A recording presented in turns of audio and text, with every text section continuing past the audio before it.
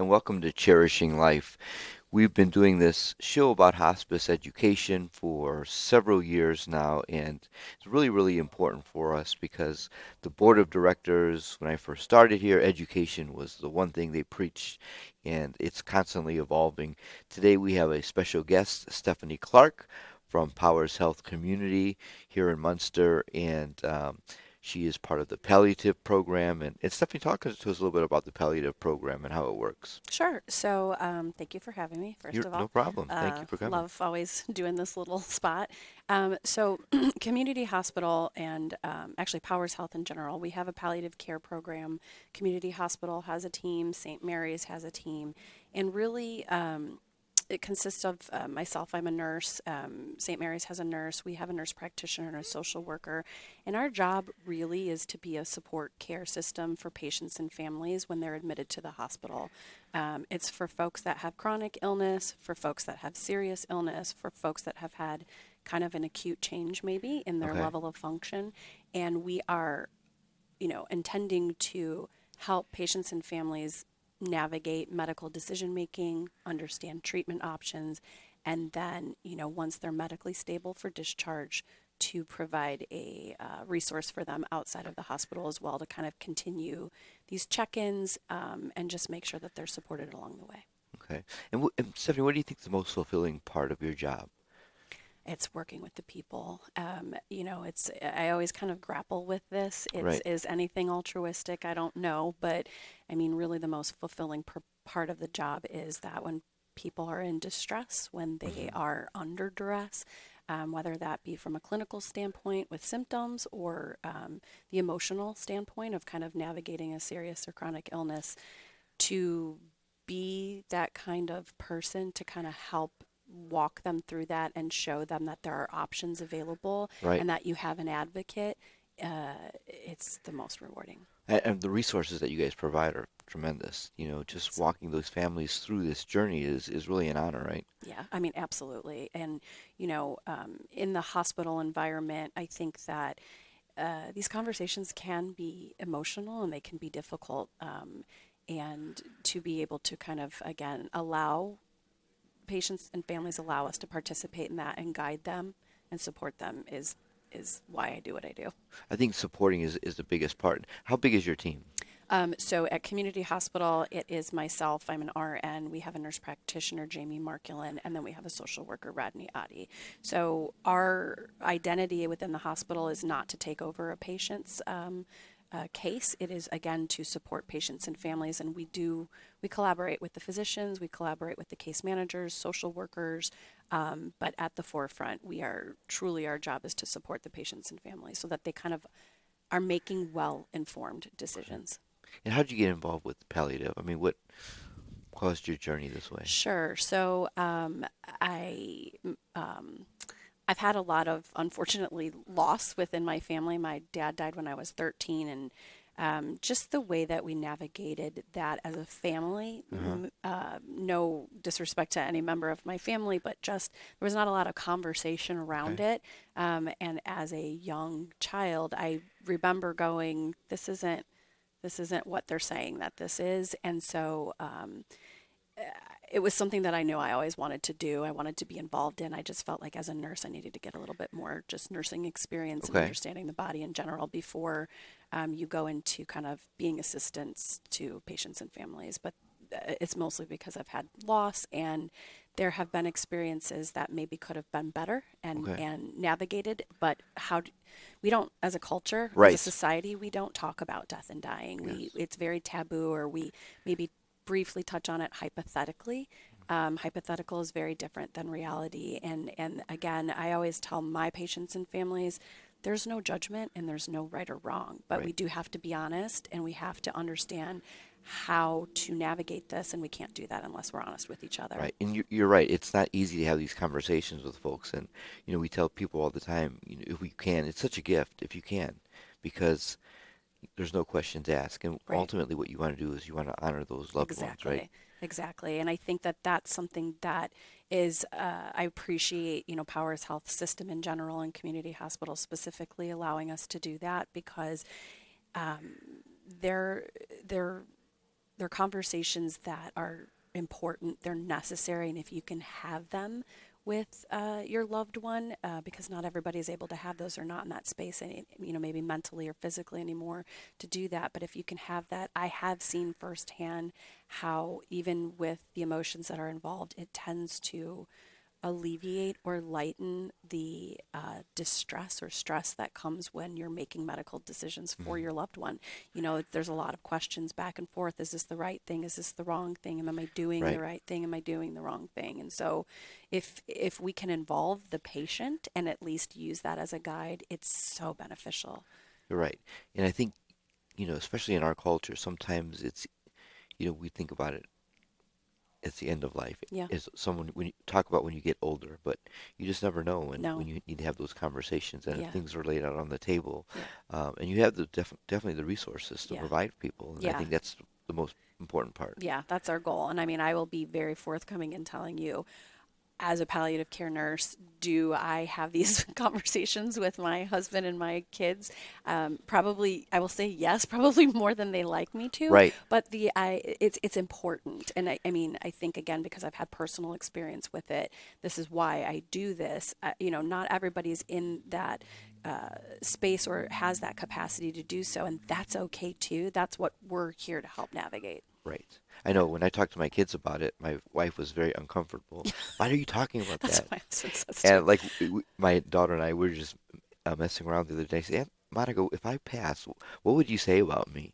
And you know what? It was just the things in her mind and the funny stories and the Yeah. things that she brought up.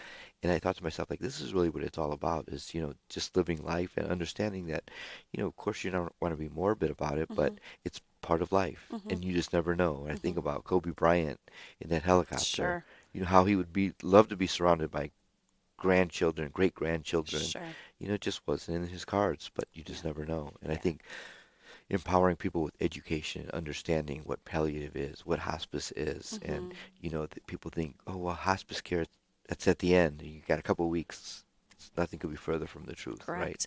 So I think Correct. that's really, really Yeah, important. and we kind of function in a dual role at the hospital. I think it's important that there's a lot of misconceptions about palliative care. There's a lot of misconceptions about hospice care. Right, And so to be able to kind of sit down with people, once we can kind of get over that hurdle right. of differentiating between the two, but also kind of giving the information, it leads to a more productive conversation. And I think as far as from the role of palliative care, I just because I have this platform, I think it's important to note, palliative care is not hospice. Palliative care is ongoing active medical care, but it's kind of having these touch points and getting this support along the way because it's likely to have some barriers or setbacks. And Right. so and then if things aren't kind of turning out as planned, then you ease into that hospice conversation. But to your point, Damien, you can hospice is appropriate for folks that have days, 2 weeks of life left, but it's Hmm. also appropriate for folks that can have months,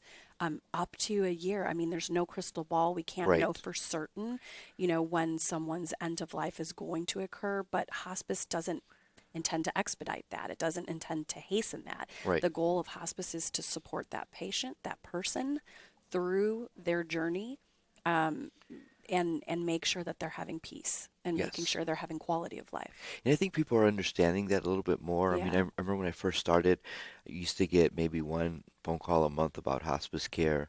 Now we're getting people asking, how do I start? I Where do I agree. begin? And I think a lot of it is those palliative teams like yourself that are educating folks, that are guiding them and talking to them, Yeah. planting those seeds Yeah. in people's heads to say, Yeah. okay, I need to understand a little bit more. I want to start this. Yeah. What are some of the other misconceptions about palliative that you run into a lot? I think just the primary one is that it's end of life care, that it's Okay. hospice care, that you're stopping all treatment, that you're no longer going to appointments, you're not coming back to the hospital, and that is more kind of in alignment with hospice. So it's really been the biggest hurdle to kind of get over. I can speak for our team at the hospital. We've kind of done a lot of education in the last year with not only our physicians at the hospital, but physicians within the community setting, as well as nurses at bedside, because I can tell you as a bedside nurse, before stepping into the role of a palliative care nurse, there's a lack of education both in nursing and also in medical school about both palliative care and hospice. And it is, I don't mean to be kind of flippant, but there's an art to it. Okay. It's a skill set Right. to be able to provide both, to be able to provide end of life care. Not every physician knows how to do that or is comfortable doing that. And Right. so you definitely want to be able to have a team that you can lean into, that knows what they're doing, but also knows how to support you through that. Okay. People generally at this time in their life, they need guidance. Right. They need guidance. They need to feel reassured. Yeah. And that's what both a palliative and hospice aims to do. Have you seen a change evolve with palliative in regards to physicians and doctors Yeah. understanding it a little bit more, Yes, embracing it? absolutely. I do think so. I think, I believe the palliative care team at Community Hospital has been there for about 8 years. I've been almost 5 years of Okay. that. And I can tell you within that span of time, yes, I definitely feel the culture shift at the hospital. Our consults have increased significantly. I Okay. think that physicians also have been reassured and see the benefit of we're aiming to advocate for the patient. But we're also doing so while collaborating with the physician. Okay. Nobody's trying to step on anyone's toes, take over. That's not the point of it. The point of it is that the information is there. We're having the conversation. Sometimes that looks like us saying, "Let's talk with the doctor a little bit more and let's get some more information." And you should be provided that space to have that conversation. And oftentimes it's us just navigating a sit down. Right. That helps. That helps.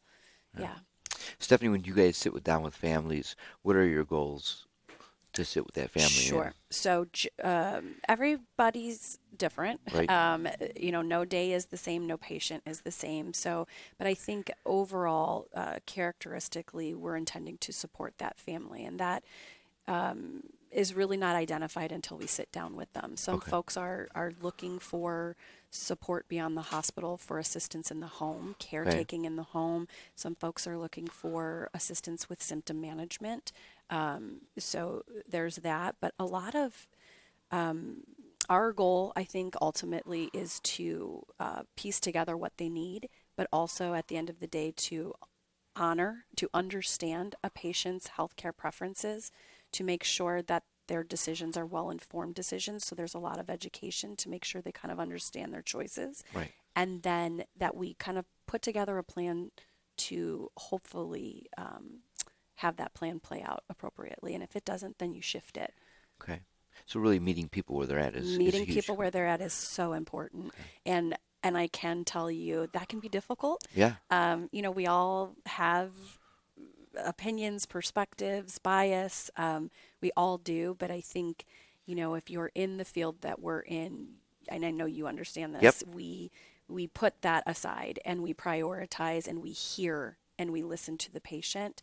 And that's what we focus on. That's what Right. you have to focus on. And part of that is putting that patient first. Like Yep. no matter what you want or you want, think about mom, think about dad, Right.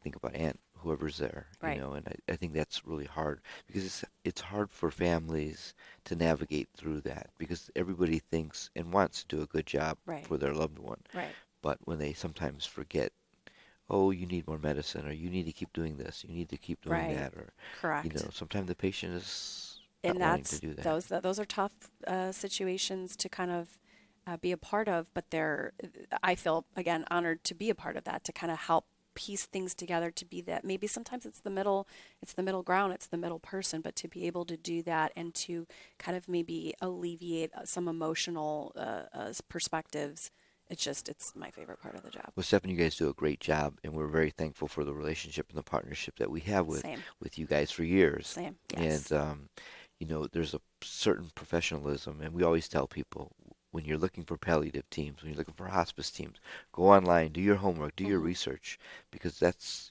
people will tell you, what they like about the experience in their journey through this. And Yep. I think, you guys are doing it fantastically, and Back we at you. appreciate what you're doing and the resources that you provide, not only to us, but to the families and the Thank patients you. as I well. appreciate that. But the same for you guys. We were always the feedback from families with for Hospice of Calumet is bar none. We appreciate Well, you as thank you. well. And that's where that cherishing life philosophy just kind of commingles what we do. Yeah, And I mean, it's so important yeah. because at the end of the day, it is about that family member. hmm And, hospice is not just for the patient, but for the You're entire you're family. taking the words out of my brain as I was just going to say that. I do feel that both palliative and hospice, you're not only treating a patient, you're treating a person. You're not Right. only treating a disease, you're treating a person, and that person has people that are along with them, and so you're holistically treating them as well. And I think that that's just so important to hit on. That is very, very important. Anything else you want to say before we wrap up? I don't think so. I just, really, I appreciate you having me on. No I think, problem. Thank to you. get information out, palliative care is your support system. Hmm.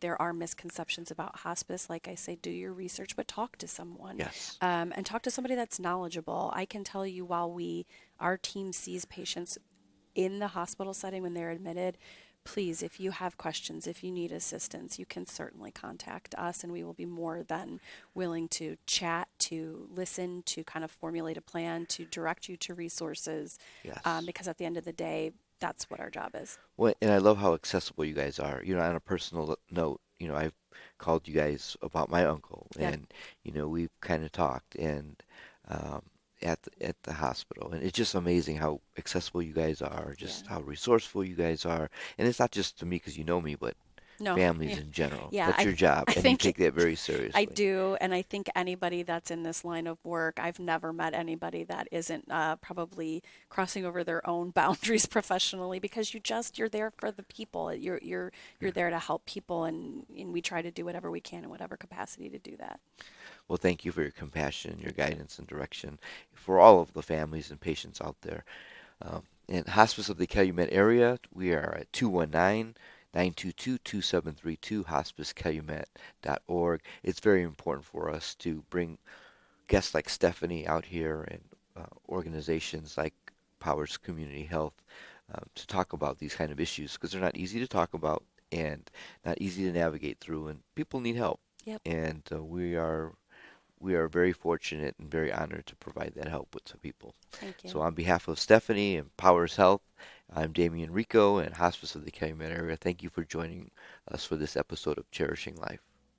All right, welcome to Hospice of the Calumet Area show, Cherishing Life. We've been doing this show for quite some time now, and we always bring guests and resources here, and we have a really fun group today. We have Local 41 to talk about their Hot Rods for Hospice. It's a great fundraising opportunity that these guys put together last year for us, and they're going to do their second year. Why don't you introduce yourself, You know Jacob? what? My name is Jacob Catazone. I'm a member at Labor's Local 41, and I've been going on about 4 years there. I completed my apprenticeship in about a year and 10 months, and we recently started up a VOC program last year. That's when we contacted you Right. about starting up that car show, and we call it Hot Rods for Hospice, and it's something that's really beneficial for the both of us, especially being neighbors in the Munster area.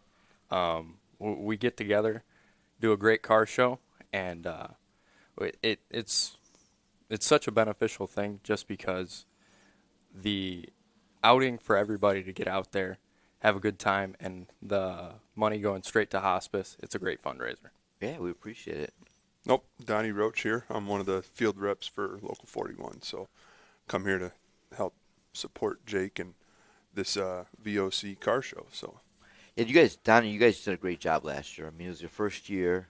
It was pretty inclement weather, That was a big Yeah. problem. right? Yep. But I mean, we had some great attendance, and the stories behind the folks that I mean, last year we were promoting it. We didn't know what to expect, but what I thought the most intriguing part was the stories behind those cars. I thought it was going to be, in my mind, all older guys showing their cars. I mean, you had women out there that hmm They actually won a couple of the awards, that won actually. some of the Yeah, very awards. beautiful cars. Yeah, some amazing cars.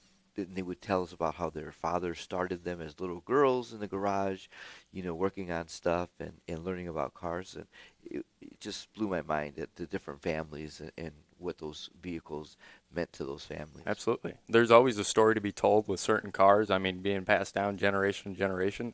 I think majority of them were older cars, if Right. I'm not mistaken. And it was inclement weather, being rainy all day, but I think we still raised right around $1,600, something Yeah. like that. This year we were smarter and did a rain date being August 5th. Okay. The primary date being Sunday, July 27th. And we did it a little bit shorter this year to not make it as long, kind of give everybody a break, it being Sunday, but still make it a fun event long So enough. this year's event is Sunday, Yes, July, July 27th. July So 27th, and it is at Local 41. Yep. What's your address there, Chief? it is 55 Superior Avenue, Munster, Indiana, 46321. Now I have a car. How do I get a hold of you? There is pre-registration on that flyer. You can do, I believe it's PayPal, Zelle, or registration on site or Apple Pay. Either way, it's perfectly acceptable. We are excited to just get as many people out as we can to help a good cause. I believe we have a couple of taco trucks Okay. and a ice cream truck that's actually owned by one of the laborers. Nice. Yeah, it's going to be a good And cause. very reasonable, right? The Oh, registration fees. Absolutely, it's $25. And I believe, what do we have? 6 awards? Yeah. Or you know what? It might be 8.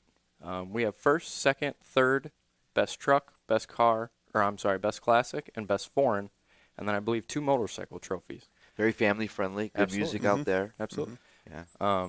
We put up a couple of canopies just in case it does get real hot like this week is. But we were very adamant about setting up that rain date so we can be preemptive. If anybody does pre-register, they get a text receipt to show at the booth, and they will receive that same text if there is a rain date to where we can reschedule. Now this is a real friendly hot rods for hospice, right? Absolutely. Because I have what I'm thinking is we have a nurse out there that thinks her Dodge Charger is not a hot rod. Oh, And we told her, absolutely. get it in there. Absolutely, any got a car you Hemi? want. Yeah. Absolutely. She said, no, it's not a 6-cylinder. I said, they're not like that. These guys are really cool. Well, and last year we had a couple of laborers actually call around just to support the cause. Because it was raining, we had a couple of gentlemen bring in just their everyday drivers and donate just to bring for up fun, more right? money. I mean, Right. they come have some tacos when the rain died down a little bit and a little bit of ice cream. All right, so I'm calling out Sarah Cross.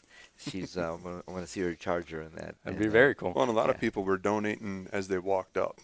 Right. You know, they didn't even put a car in or whatever. They were still donating towards the cause. So Absolutely. And I It's a think that's fundraiser. really what it was all about. It was, the cause. People just want to go out there, make a donation. Yep. And that's very special. Not only that, but for you guys to come up with this concept and try to do something for your community. Thank you very much. Well, I mean, it's nothing that we can take credit for without you. I mean, it is such a good cause. We're glad to be partnered with you. I mean, we couldn't think of a better scenario being right next to a nonprofit charitable organization that does everything for everybody.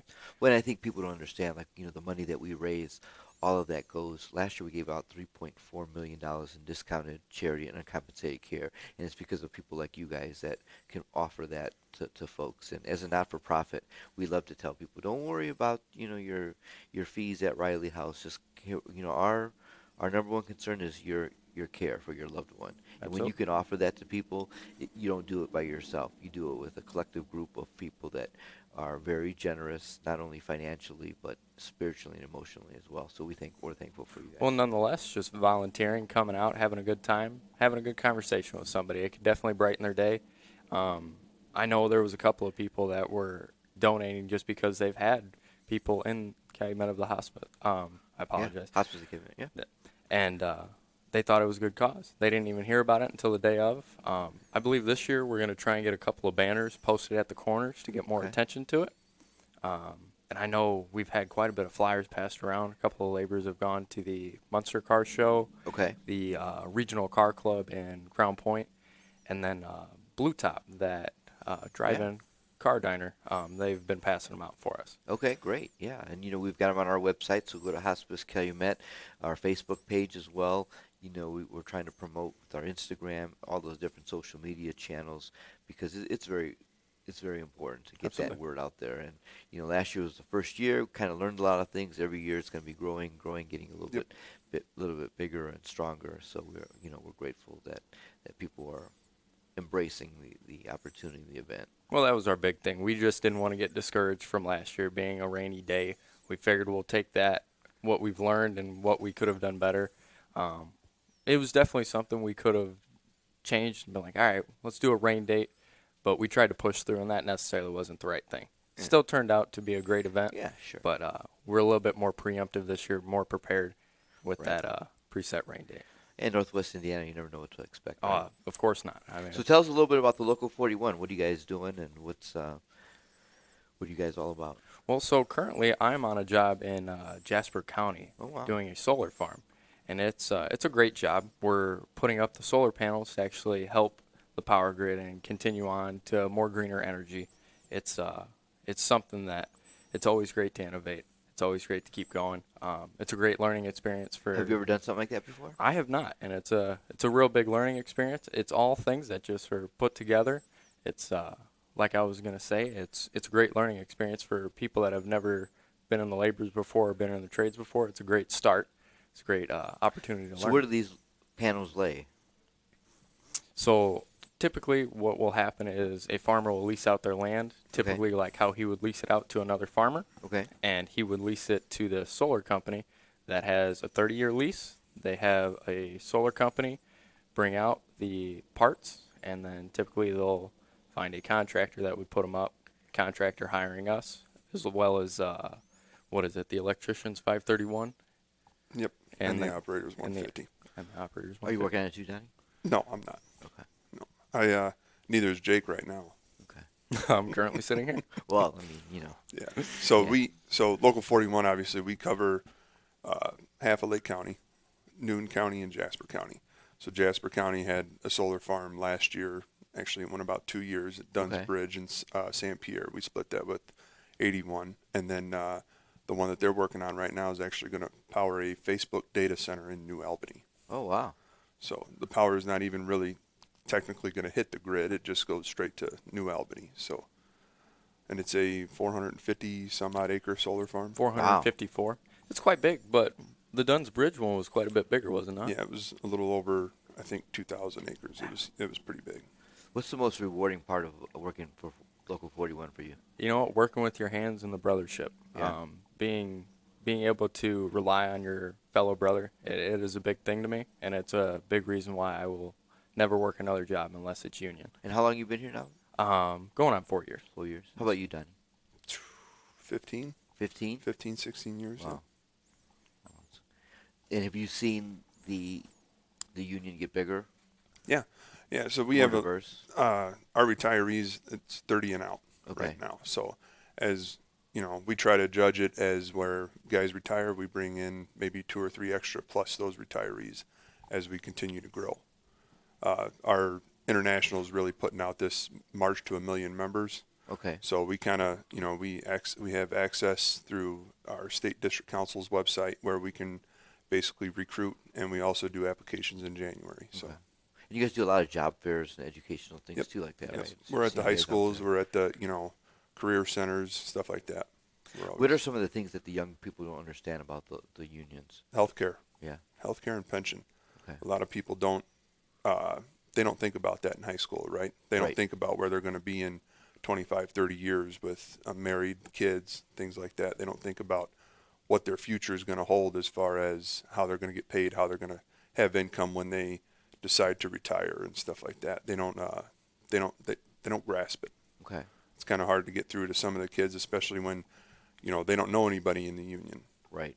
A lot of people that we interview or talk to at the job fairs, they want to know more about the union. They want to know what is it in for me? What do I get out of it? And it's Okay. not so much of that. It's more of what can we do for you, Right. right? How'd you get involved with the unions? My dad and my Okay. grandpa. So my dad is actually my boss. Which, Okay. don't tell nobody that, right? All right. So my grandpa ran Local 41 for a little while, and his grandpa too, and then it's the same guy. Okay. And then now my dad's the boss. So technically I work for him, but I was 18 out of high school. I went to Griffith. Okay. I graduated in May, and I was working in June. Wow. That's pretty awesome. How about you, Jake? That's just about the exact same story. I signed up in January of 22, and then throughout the process, it goes until about April 5th. I was still working at Menards, and I had to give them my 2-week notice because I had interviews and stuff I had to commit to Local 41, and I graduated high school May 31st. That following Saturday, I believe May 31st was a Friday, I was out to work at the refinery. Wow. Yep. And it really is something that like I wouldn't change. It's a big deal to me to be able to rely on your fellow brother and to to know that you'll have that pension, to have a reliable source of health care. And when he was saying 30 and out, I got in when I was 18. I get to retire with full benefits when I'm 48. Wow. Our pension's incredible. We have an annuity, which is just like another form of money that's put into a savings Yes, for account. sure. And it's a great cause. And it's great to get that education out there to the young people because, when you're 17, 18, you're not thinking about that kind of stuff. Like you said, Donnie, families, and, you're just thinking about making $1 million somehow. And, Absolutely. you're just a little naive and Right. a little green. But, you need people, you need mentors and people to point you in the right direction. Well, and give you college some might not always guidance. be the answer. I always say college is a fantastic tool, but you have to be committed to it, and it doesn't always work for everybody. Personally, I love learning, but it's something I love learning with my hands and working with my hands every day. Love doing something different. Right. And not only that, but sometimes people go to school and they change their mind. They don't like it. Absolutely. Or, it's good to have fall back on something that Absolutely. they can do. So that's awesome. So, back to Hot Rods for Hospice. How did this concept get developed? We were having a meeting, I believe it was January of 2023, and or I'm sorry, 24. December of 23 and then 24. Okay. and there was a member named Charles Braun. He came up with the idea of doing a car show because I believe that his town that he grew up in when he was a child did a car show to raise money for a younger gentleman that had cancer or something Okay. like that. That's cool. And they actually made the trophies and did a lot of cool stuff for that gentleman. And we were like, that's a fantastic idea. So we gave you a call. I believe Scott Sparks was the one that actually initiated the idea of doing Hot Rods for Hospice. So we're happy to keep rolling with that. I mean, it's a fantastic name. It's a great cause, like you said. A low pressure environment. Everybody come out, have a good time. Yeah, everybody having a good time. Absolutely. I mean, there's no other way. I mean, when you do fairs, the music in the parks that certain towns do, it's always just a good time. And Right. it's meant to just bring awareness and money to a good cause. And there's some amazing looking cars too. Just, Absolutely. really, really impressive. I believe last year there was a 1974. I want to say it was a Grand Marquis, and it was beautiful, fully redone. And I actually know the mechanic that redid it for that Really? lady that we were talking about. Okay. Yeah, and he does fantastic work, and she was very excited to get in. She was there before we were even there setting up. She was very early, stayed throughout the whole car show. So we love seeing people like There was that. a couple motorcycles too, wasn't there? Absolutely. Okay. That's the big thing. We wanted to make sure we promote motorcycles, classic trucks, foreign cars, all of them. Right. Like we said earlier, I mean, there was quite a few members that seen that it was a little down, and they were like, "Oh, hey, you know what? Here, I'll put my work truck in there," and just for the good cause of it. Okay. Awesome. How about you, Donnie? Anything impressed you last year? Tacos. Tacos. For me, yeah. Yeah. No. I think everybody coming out, but I think what impressed me more was people that were walking by, that were walking up to the car show, not putting a car in and donating. I think that was pretty cool. That was very nice of That them. was pretty cool. Yeah, it is. It's funny how people come together collectively for Yep. a good cause, for a good organization like yourselves. That, Well, have got a reputable. Right back at you guys. Yeah. I mean, what's better than a family in need and telling them, listen, you don't have to worry about a thing. If you can't afford the treatment, that's not the problem. Right. It's the time to focus on being with your family, not worrying about any of that. So last time we plugged July 27th, right? Yep. Was that a Sunday? Yes, Sunday, July 27th. What's the time on that again? 10 a.m. to 3 p.m. 10 a.m. to 3 p.m. And we're going to do awards at 1:30, 2 o'clock. Okay. And we want to make sure we get registered early. They can go on your page. They can look Absolutely. on your Facebook page. Our Hospice of the Calumet Area Facebook page will have it with all the information. It's really, really easy to register. It's on here as well. So Hot Rods for Hospice, $25 registration, Sunday, July 27th, 10 to 3. And contact Jake. Absolutely. And we appreciate you guys coming out again. And we've got some cool videos we're going to be replaying on our site from last year. That's and, awesome. people get a glimpse of what it's all about. Well, and the Hopefully wonderful we get to see pictures. some of those same people. Absolutely. We hope everybody comes back out again. All right. Jake will be there. Yeah. Anything else you guys got to add? That's it. Yeah. No, I Right. think that was wonderful, brother. We Okay. appreciate you having us again. Yeah, no problem. thank Thanks you. a lot. All right. So right. we're with Local 41. Thank you very much for joining us at the Strachan Van Til Studios on WJOB, a great platform to tell our story. It's been awesome for us to share our cherishing life stories with folks. If anybody needs any help or resources, please don't hesitate to contact us at 219-922-2732 and check us out on Facebook, on Hospice Calumet, our Instagram. We've got a YouTube channel, and our website is hospicecalumet.org. We're all about education and cherishing life. So thank you for joining us for another edition here. So Absolutely. thanks, guys. Thank you. All right.